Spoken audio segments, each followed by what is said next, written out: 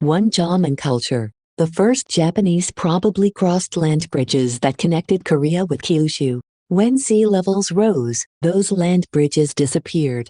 The people who stayed in the Japanese islands lived by hunting and gathering things to eat. They hunted deer and boars. They gathered seeds, plants, fish and shellfish. We know what they ate because they left behind shell middens, keizuka. Archaeologists learn about these people by examining these middens. These people also made perhaps the earliest pottery in the world. The name Jomon refers to the rope pattern on the surface of their ceramics. They began making this pottery around 12,000 BC in various parts of Japan. Some of these ceramic works are highly decorative and surprisingly modern. Because the pottery is so distinctive, we call the period from 10,000 BC to 300 BC the Jomon period. One of the best places to learn about Jomon culture is the Sanomaru-yama site in Aomori Prefecture.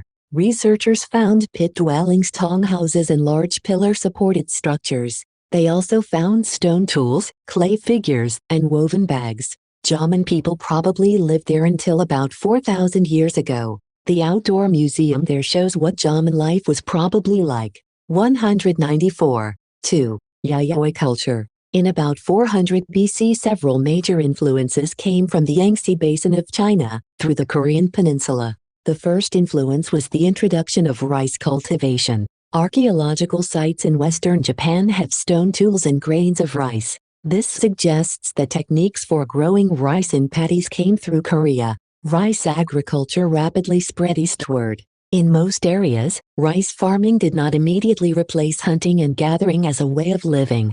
The new culture coexisted with Jomon culture. The work of growing rice required more cooperation. People settled in one place and developed communities. Small farming communities grew into small kingdoms. These small kingdoms then joined into groups for self-protection. As time passed, the earlier culture of hunting and gathering declined. The second influence was the introduction of techniques for making iron and bronze. Through trade and immigration, the people of the Yayoi period gained iron tools for farming, including sickles, spades and hoes. In addition, bronze bells, dodiku, mirrors and swords have been found in many parts of Japan. These bronze items were probably used in ceremonies as symbols of power. As an example, a bronze mirror is the sacred object of worship at Ai's shrine. We call the period from 300 BC to 380 the Yayoi period. The name Yayoi is a place name in Tokyo. The first pottery made with new techniques was found there.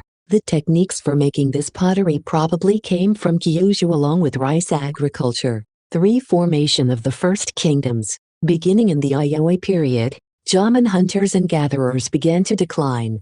More people settled in permanent communities and took up agriculture. The communities grew into small kingdoms called kuni. One of the most important of these was a kingdom known as Yamate. The information we have about Yamate is detailed but confusing. One of the best sources is the 3rd century history of the Wei dynasty. In the passage Jishiwa Jinden, it describes the land of Wa, which is now Japan. It mentions a large kingdom of 70,000 households. The kingdom, with a capital called Yamate, was governed by a queen named Himiko. Yamate had diplomatic relations with the Wei kingdom in China. Ironically, the exact location of Yamate is not completely clear. It may have been in Kyushu, or it may have been in the Kane region, also called Yamato. New research may determine the location in the future, but it is clear that there were other large and small kingdoms in the Yayoi period. Many of them had a hereditary leader. The early Yamato kings wanted to prove they inherited authority.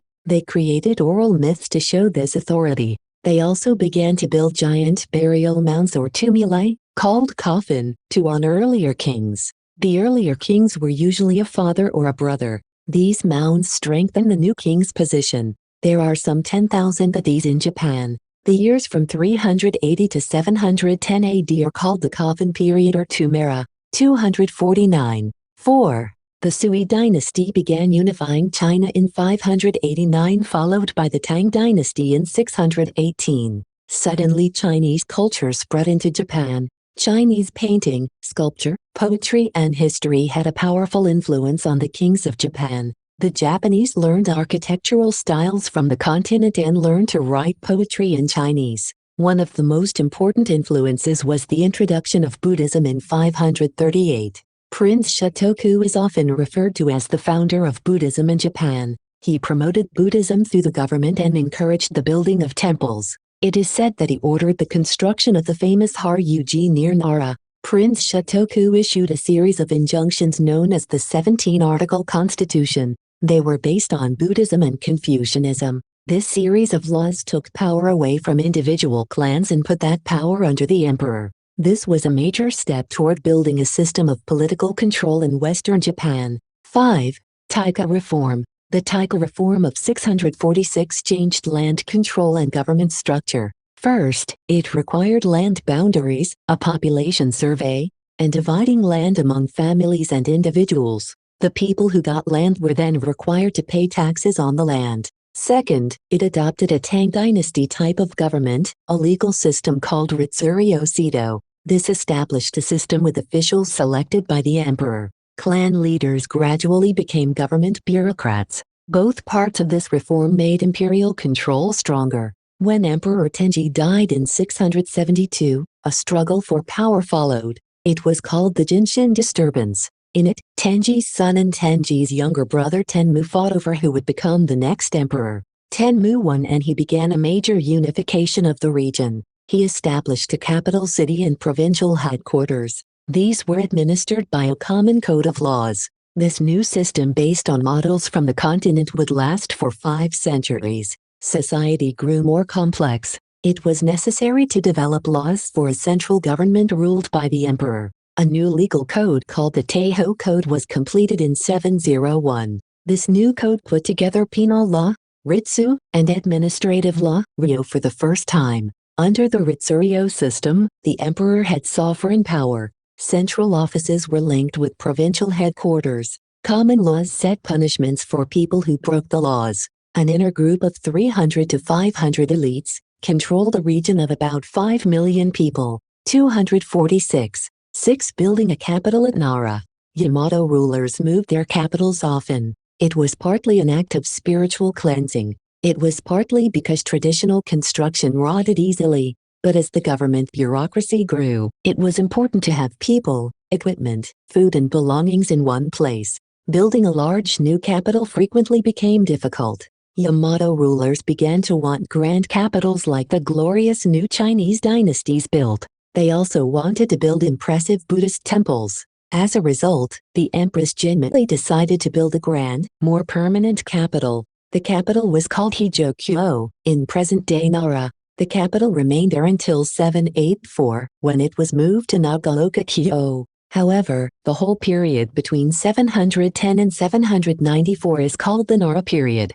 Part of the Nara period is called the Tempayo period, 729–749. During this time, the government sent diplomatic missions to Tang China. It also sent students to learn about Chinese institutions, Buddhism, and culture. Painters, jewelers, carpenters and craftsmen were sent to China to polish their skills. Thousands of the artworks they brought back are preserved in the Shazoin. The emperors began building Buddhist temples in and outside their capital. They wanted to use Buddhism to protect against illness and natural disasters. In 743, Emperor Shomu ordered the creation of a huge statue of Birashana, the central Buddha of the Kegen Sutra. This gilded bronze Daibutsu was completed in 752. It was the largest, most splendid ever produced in Japan and was housed inside the Todaiji Temple. Todaiji became the most important center of Buddhist learning in the country. 258. 7. Kojiki, Nihon Shoki and Mangayoshu. Another import was the Chinese writing system. The Japanese did not give up their language. Instead, they used Chinese characters in various imaginative ways. The characters were used with both Chinese and Japanese readings. Characters were also written in new simplified forms as hiragana and katakana. Each character represented one syllable. These 3 forms are still in use today. One of the first uses of writing was to compile the history of Japan. The first history, the Kojiki, Record of Ancient Matters, was completed in 712. Another chronicle, the Nihon Shoki, Chronicle of Japan, which was written in Chinese, was completed in 720. Perhaps the greatest early literary work was a collection of famous poems. The poetic anthology Man'yōshū, collection of 10,000 leaves, was completed about 759. Before the Man'yōshū, there was a strong interest in Chinese verse, but this anthology created a new interest in the waka form of poetry. Waka were written with 31 syllables. The pattern of waka is 5-7 to 5-7-7. This form of poetry had special rules, imagery and subjects. This anthology became a major classic in Japanese poetry. It had a headnote for each poem. The headnote gave the name of the poet and told the place and situation of the poem. 207. 8. Moving the capital to Heian-kyo. Emperor Kanmu took the throne in 781. He wanted to show his power by creating a new capital at Nagaoka-kyo. It was an unlucky location. There were frequent floods and he experienced frightening omens. He abandoned the place and selected a new site, which he named Heian-kyo, now Kyoto. It would be the capital from 794 until 1868. The power of the Buddhist priests in Nara was a problem for the emperors. Kanmu decided that he would not bring those Buddhist leaders to his new capital. Instead, he and his son Saga promoted new Buddhist teachings. Kanmu supported the Tendai and Shingon traditions. He found two earnest followers of Buddhism, sent them to China to study, and built places for them to teach when they returned to Japan. One was Seicho Dengyo Daishi, who established a comprehensive center for Buddhist studies on Mount Hii in 788. That temple complex, called in Ryukyoji, became a center for Tendai teachings and the Lotus Sutra. Mount Hii became one of the most important Buddhist centers in the country. The other was Kukai Kobo Daishi, who established a base for teaching esoteric Buddhism on Mount Koya. In the capital city, the Taiji Temple became an even more important base. Tendai and Shingon Buddhism continued to be influential forms of Buddhism for centuries. 217. 9. Fujiwara politics. The imperial family tried to rule Japan by government offices and by military campaigns. However, other royal families began to share power in the government. The most important family outside of the imperial family was the Fujiwara family. The Fujiwara managed to gain more influence than other families and become close to the imperial house. They became regents, sessho, and influenced imperial rule. Fujiwara Regency politics. Second Seiji used family ties. Daughters of the Fujiwara family married members of the imperial family. Future emperors were raised by Fujiwara mothers. These emperors were influenced by Fujiwara grandfathers and uncles. In a later development, several emperors retired and ruled as cloistered emperors in Seiya. 3 emperors Shirakawa, Toba, and Go-Shirakawa ruled this way. They were retired, but they became more powerful than the actual emperor and more powerful than the Fujiwara. For this period, the imperial house regained control of the government. The Fujiwara leaders lost a large part of their influence. 159. 10. Kakinshu, Makura no Soshi, and Genji Monogatari. Members of the Heian court cultivated the waka form of poetry. The poet Kino Tsurayuki and 3 others gathered an anthology called the Kakinshu in 905. It is an imperial anthology of some of the best poetry of the period. Tsurayuki also created a new literary form in the Heian period. The Man'yōshū, for example, was just a collection of poems. But Tsurayuki used poems in a diary or narrative form. He wrote a diary during a trip in 935 and placed poems in it. This Tosaniki was a new way of using poems in telling a story. Several decades later, a court lady composed Kajero Nikki. This autobiography included both poems and letters. Another court lady named Seishonigan added observations and commentary to poems, and created her own masterpiece of Heian literature. Makura no Soshi, the Pillow Book, is an entertaining description of life in the imperial court. The second type of literature created during the Heian period was the tale, monogatari. This new type described the personal interests and activities of the people in the imperial court. The first was Iga Monogatari, a kind of biography of Fujiwara no Michinaga.